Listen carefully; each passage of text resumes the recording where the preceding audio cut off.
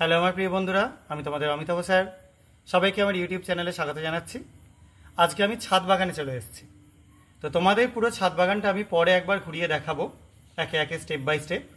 কিন্তু আজকে যেটা নিয়ে তোমাদেরকে আমি দেখাবো, এটা আমার অনেক স্টুডেন্টের বলতে পারো যে বারবার বলার কারণের জন্যই করছি, নাহলে আমি কোনোদিন ছাদ বাগান নিয়ে ভিডিও সেরকম করিনি। আজকে আমি তোমাদের একটা রক্তকরবী গাছ রিপটিং করে দেখাবো। আমি যেভাবে করি সেটা তোমাদের দেখাবো। অনেক যারা কৃষি বিশেষজ্ঞ আছেন তারা হয়তো অন্যভাবে করতে পারেন, কিন্তু আমার প্রসিডিওরটা একটু অন্যরকম।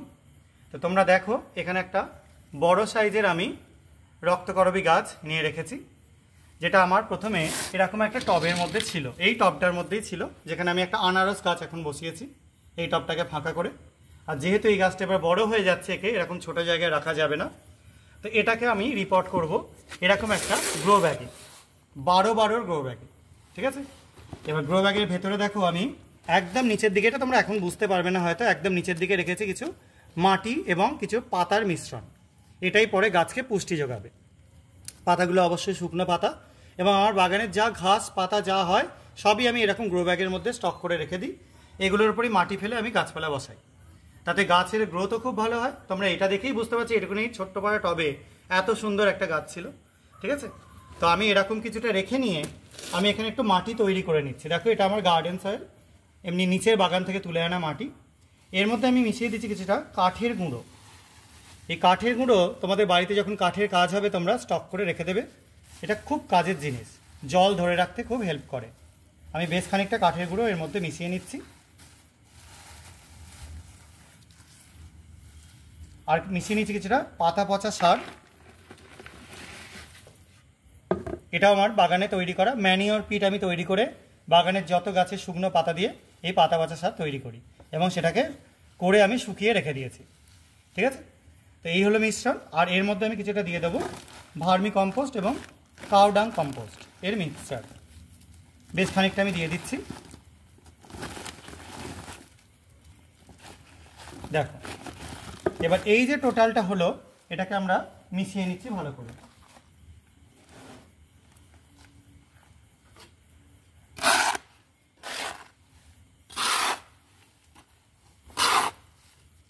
এবার এই যে মিশ্রণটা তৈরি হচ্ছে, এটাকে আমরা পটিং মেটেরিয়াল হিসেবে ইউজ করব।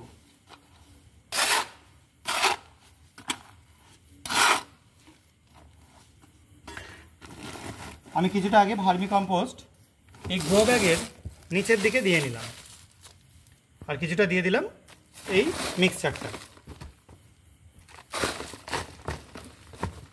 কারণ কিছু ফিডার রুট গাছের নিচের দিক করেও থাকে, কিছু থাকে পাশের দিকে, দিয়ে দিলাম। এবার আমি বসিয়ে দিচ্ছি পুরোটাকে, পুরো গাছটাকে তুলে আমি এখানে বসিয়ে দিলাম। ভালো করে চেপে বসিয়ে দেবে। এরকম 12 গ্রো ব্যাগে গাছ করা সব থেকে ভালো, কারণ খুব সুন্দরভাবে এই গাছগুলো করতে পারা যায়। তা আমি এখানে নিয়ে রাখলাম এটাকে। এবার গাছটা যাতে সোজা থাকে এটা খেয়াল রাখবে। গোড়া থেকে আমি মাটিগুলো একটু সরিয়ে দিচ্ছি, টেনে নিচ্ছি। এবার গাছটাকে আগে ভালো করে সেট করে নাও। দেখো, আমি সেরকমই নিয়ে নিচ্ছি। এবার আমি আগে একটু বড় টাইপের যে ডালাগুলো রয়েছে সেগুলোকে নিচের দিক করে দিয়ে দিচ্ছি।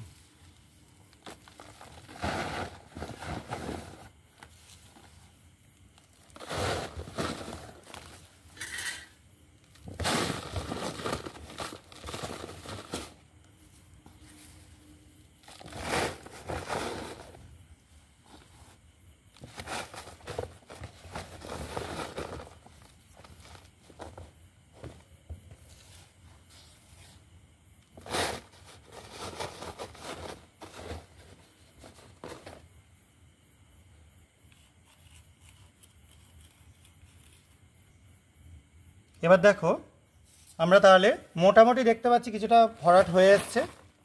আমার এখানে মাটি আর প্রায় নেই বলতে গেলেই চলে। এবার আমরা কিছুটা লিপ কম্পোস্ট বা পাতা পচা সার সেটা দিয়ে এটাকে পূরণ করবার চেষ্টা করব। তা আমি এখানে দেখো নিজেই এরকম লিপ কম্পোস্ট তৈরি করি। একটা বাড়ির নিচে বাগানের মধ্যে করি, আর একটা দেখো কি সুন্দর লিপ কম্পোস্ট এখানে তৈরি হয়েছে। একদম পুরো কালো মাটি তৈরি হয়ে গেছে।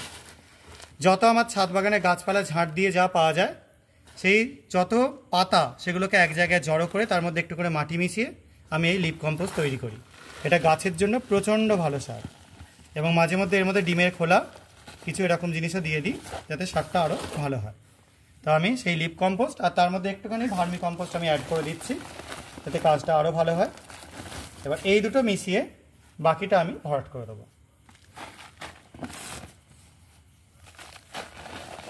এরকম 12 গ্রো ব্যাগে কিন্তু তোমরা অনেক বড় বড় ফুলের গাছ যেমন জবা থেকে শুরু করে অনেক কিছুই খুব ভালো মতো করে চাষ করতে পারবে, কারণ এর মতো খুব ভালো সিস্টেম আর হয় না।